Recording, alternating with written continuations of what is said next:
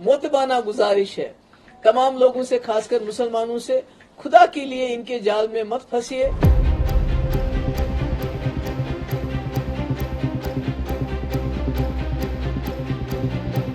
केंद्र सरकार ने पाकिस्तान, बांग्लादेश और अफगानिस्तान से आए गैर मुस्लिम शरणार्थियों को भारत की नागरिकता देने का रास्ता खोल दिया है। इसके लिए नागरिकता संशोधन एक्ट यानी CAA को लागू कर दिया गया है। 11 मार्च को गृह मंत्रालय ने इसके नियमों को नोटिफाई किया। इसके साथ ही विपक्ष ने केंद्र सरकार पर धावा बोल दिया है।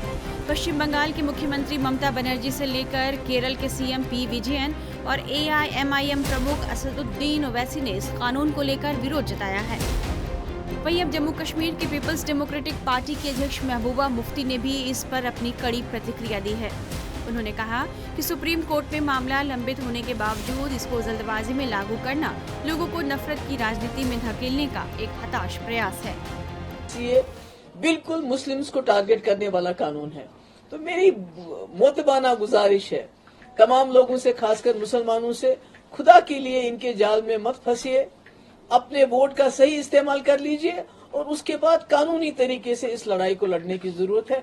अभी खुदा ना खास्ता गुस्से में, तेज में आके कोई हरकत नहीं करे। महबूबा ने लोगों से अपील भी की है कि वे किसी भी तरह के बहकावे में ना आए और सड़कों पर ना उतरे। तमाम जो हमारे हिंदू भाई बहन हैं और खासकर जो मुसलमान हैं कि इनके इस जाल में फंसना नहीं है। हमें अभी सड़कों पे आने की जरूरत नहीं है। हमारे जो इस कम्युनिटी के जो सीनियर लोग हैं वो अदालत में गए हैं और खुशी की बात यह है कि पिछले कुछ देर से जो सुप्रीम कोर्ट के जो फैसले भी आ रहे हैं वो भी किसी हद तक लोगों के हक में आ रहे हैं, आवाम के हक में आ रहे हैं। तो इस वक्त मौका है वोट से जवाब देने का। अपना वोट सही तरीके से इस्तेमाल कर लीजिए। महबूबा का कहना है कि CAA कानून को अधिसूचित करने का कदम मुसलमानों को निशाना बनाने का प्रयास है और यह एक और विभाजन पैदा करने के लिए किया गया है। वहीं नेशनल कॉन्फ्रेंस के उपाध्यक्ष उमर अब्दुल्ला ने भी कहा है कि CAA के जरिए मुसलमानों को निशाना बनाया जा रहा है। उन्होंने CAA को एक चुनावी स्टंट करार दिया है।